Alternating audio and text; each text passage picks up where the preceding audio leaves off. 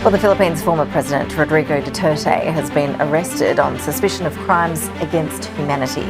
The former president of the Philippines, Rodrigo Duterte, has been arrested at Manila's International Airport. It comes after the International Criminal Court ordered it. Inaresto na si dating Pangulong Rodrigo Duterte ngayong Martes ng umaga dahil sa mga krimen laban sa sangkatauhan o crime against humanity.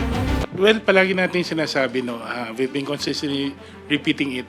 Itong nangyari kahapon, ang pag-aresto kay dating Pangulong Duterte ay itong pangyayaring ito hindi ho dahil sana ito natin yung pansin natin, hindi kay Presidente Duterte, kung dun sa mga biktima ng AJK, napakarami po nila.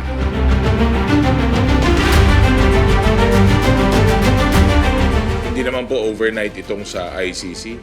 Halos 7 taon po ang tinagal po nito at 7 taon din po na pinag-aralan itong kaso na to. But again, on the side of the Quadcom, sabi ko nga po, parang na bigyan lalo ng importansya yung mga nagawa na hearings ng Quadcom.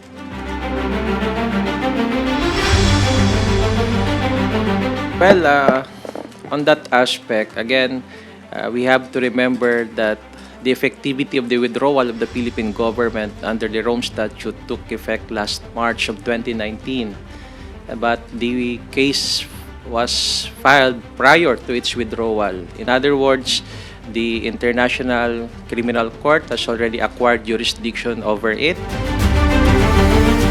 Well, he's part of the respondents of the case and I think it's a matter of time.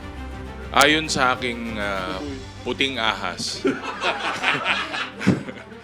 meron din akong puting ahas. Ayon sa aking puting ahas, hindi na spoiler 'yan yung warrant po dun sa mga kasama po sa kaso na 'yan. Hindi na po spoiler 'yon. Prediction na po 'yon. Saka nandyan na po 'yon ayon sa aking puting ahas. Well, for me, let justice take its course. So, let's wait and see. This comes from an elected official who said she'll kill the president, the first lady, and the speaker of the house. I don't know if you can even dignify the statement with anything. For now, of course, as a daughter, as the vice president, pumunta siya para mag-assist sa kanya pong tatay na si Pangulong Duterte. So, hindi pa namin makita kung ano magiging implication nito. There are other testimonial evidence, other witnesses who are willing to testify before the Senate sitting as an impeachment trial court. Definitely, we can consider that.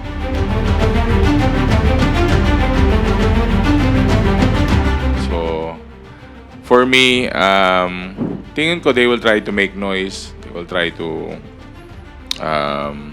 have their rallies. Pero tingin ko hindi naman siya magkukos ng direct na instability. Our ability to include in our to implement the jurisprudence in Pangilinan versus Cayetano is an act of sovereignty.